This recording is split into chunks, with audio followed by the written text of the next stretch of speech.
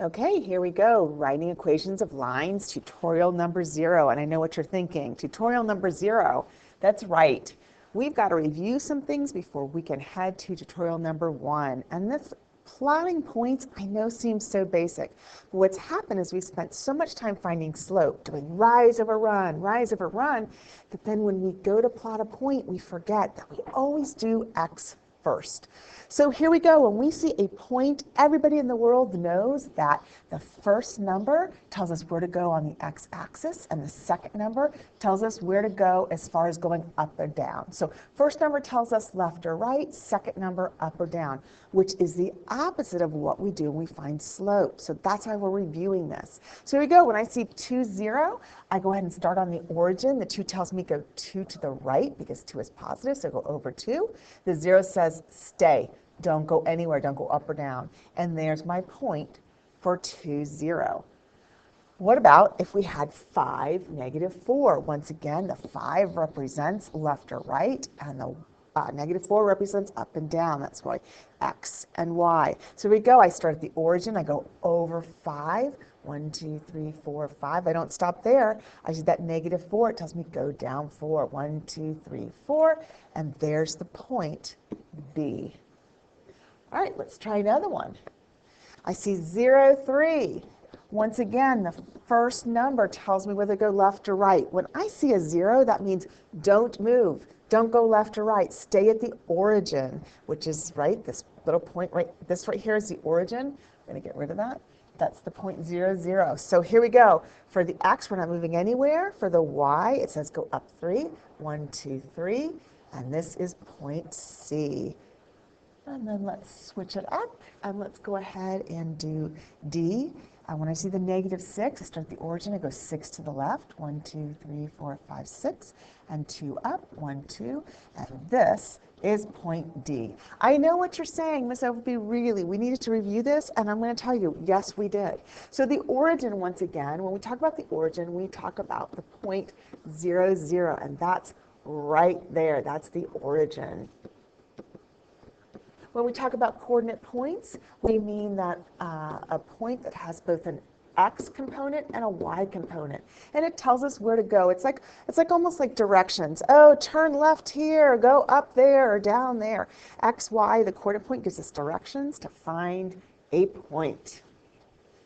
All right, so now let's do the opposite. Let's look at point A and figure out how did we get here. Well, we went 1, 2, 3 to the left. That means that the first part of the direction, the x part, is -3, and then we went up 2. So the point -3, 2 is the name for the point A. We look at point B, we're looking at this point, and we know if we start on the origin, we're going over 2. So that's the first part of the point. And then we go up 1, 2, 3, 4, 5. That's the second part of the point. So point B, its name, its coordinate point is 2, 5. Let's go ahead and look at C. This is a tough one. We see C down here.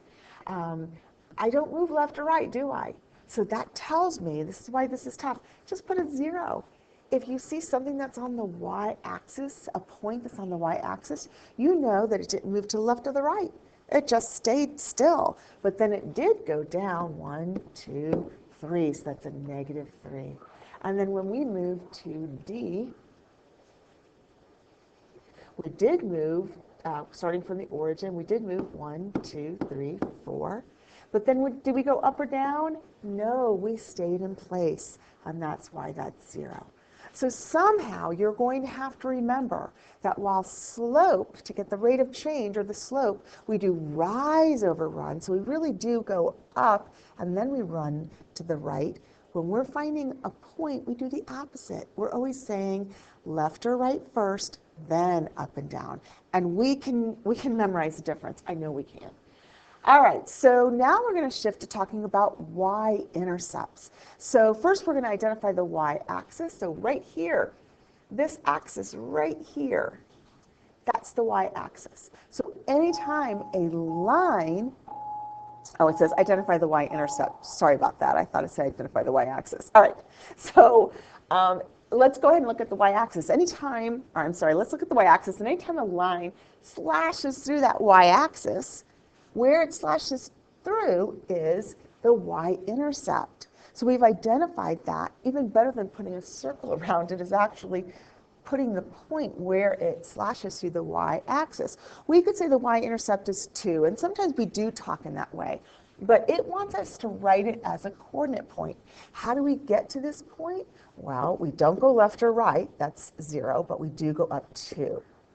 And now let's look at this one. When we're looking at this second line, we know that right there at this point, this is where the line slashes through the y-axis. And this is the y-intercept. Once again, sometimes we'll just say, yeah, -3 is the y-intercept. But this time we're going to write -3 as a coordinate point. We know that we don't move left or right, but we do go down 3.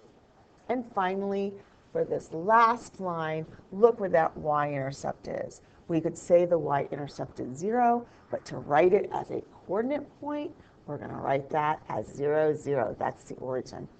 What if we noticed that all 3 of these y-intercepts have in common? I want you to look at that while I try to figure out how to do a highlighter.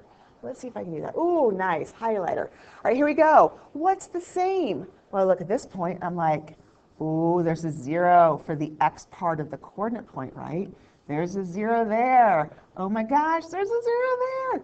Do you think all y-intercepts, when you write them as coordinate points, start with a 0? You're right, they do. All right, let's see what we're going to do next. And let me go ahead and see if I can switch my pencil back to there we go. All right, identify the y-intercept. So we got to circle on the table and then write it as a coordinate point. So once again, we're going to remember what we just found out. All y-intercepts, when written as a coordinate point, start with 0. So then we look in the table, we realize anytime we see something like this, 0, 2, that's the same thing as the point 0, 2. It's just that we've taken it as written as a coordinate point and rewrote it into a table. They mean the same thing. So the y-intercept is going to be the set of numbers where the x is 0. So there we go. The y-intercept here is 0, 2. When we look at this next one, we're going to go ahead and go, yeah, y-intercept, that's right. It's this one. That's the same thing as writing 0, -2. Our y-intercept will always start with a 0 for the x part of the coordinate point. All right, and then, yep, it's no secret, right? We know how to do this one. So anytime we look at a table and we want to find the y-intercept, what are we going to look for? We are going to look for the set of points, or the set of numbers where 0 is in the x column. And you know that whatever y is, that's the y-intercept. All right, so what else do I want you to know before we can do the very first tutorial in writing equations of lines? I want us to understand how slope affects a table. So I think back to, and once again, this isn't going to be on your notes, but I just want to go over this. I think back to the first 2 units that we've done already. All right, let's say you see something like this. There we go. Can you tell what the slope is? I mean, we can tell right away just looking at it, right? Because we start from 3, and then it goes to 5, then 7, then 9. So it's going up by 2 each time. I could also do the hoops, right? 9 minus 7, do. But more importantly, I want you to notice that the slope, the rate of change, affects just the y column. X is the input and y is the output, and that's where you're going to see the slope at play. If the slope is 2, that means as you move down the table, the y column is going to be going up by 2. All right, so with that in mind, I want us to look at this first table that has some missing pieces. So it says, if you know that the slope for this table is 2, fill in the missing values. So we can already see that when we started at 3, as we move down the table, we already added 2. 3 plus 2 is 5. What do you think is going to come next? That's right, we're going to add 2 again to get 7. And we're going to add 2 again to get 9. So the slope affects the y-axis as we move down the table. All right, so now let's look at this next one where they're telling us that the slope is equal to -3. So that means as we move down the table, we're going to be subtracting 3 each time. So if we picked up our calculators and said 1 minus 3 and hit enter, we'd get -2. If we want to keep moving down the table, we're going to keep subtracting by 3. -2 minus 3 is -5, etc., etc. Keep moving down the table. So that's what slope does. Slope affects the output, the y column. All right, let's see if we can keep playing this game because I think it's going to get harder and harder where we're going to have more and more missing things. So if you know the slope is 0, that means no matter if we move down the y table, there's just not going to be a change, right? Like before we'd be adding 2. Well, guess what? As we move down the table, we're adding 0. Great. I don't think we need to pick up our calculator, do we? All right. So this is what a table looks like that has a slope equal to 0. All right, what about if your slope is equal to 4? Oh no, they didn't give us, we don't know where we're starting. So let's look at the 10. I know if I want to move down the table and my slope is 4, I'm going to add 10, right? 10 plus 4 is 14. That's great, but all of a sudden I have to move up the table. Now, the slope tells me what to do as I move down the table. But if I want to move up the table, all I have to do is do the opposite of the slope. If the slope is 4, all I have to do as I move up the table is subtract 4. So 10 minus 4 is 6. If I want to move up the table again, I do the opposite of the slope. 6 minus 4 is 2. And if you don't believe me, then just start at 2 and move down the table. And we can see this table is going up by 4s, right? As we move down the table, it's going up. I get it. 2 plus 4 is 6, 6 plus 4 is 10, 10 plus 4 is 14. All right, let's try that again because we're going to use this skill when we do this writing equations of lines unit test and when we practice for the test. All right, so let's see. My slope is -1. Once again, if I start at 5, and I want to move down the table, I do exactly what the slope says. If the slope is -1, that's what I do. I subtract 1. 5 minus 1 is 4. If I want to move down the table again, 4 minus 1 is 3. But what do I do if I want to move up the table?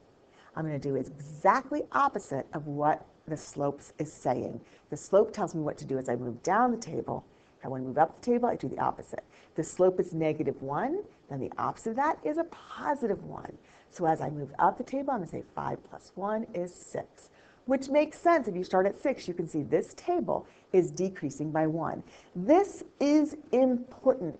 Understanding how tables work, please don't just skip over this and go, oh, this is easy. I want you to really understand how tables operate because we're going to be doing some really tough stuff with them. But if you can understand tables, it's going to be easy.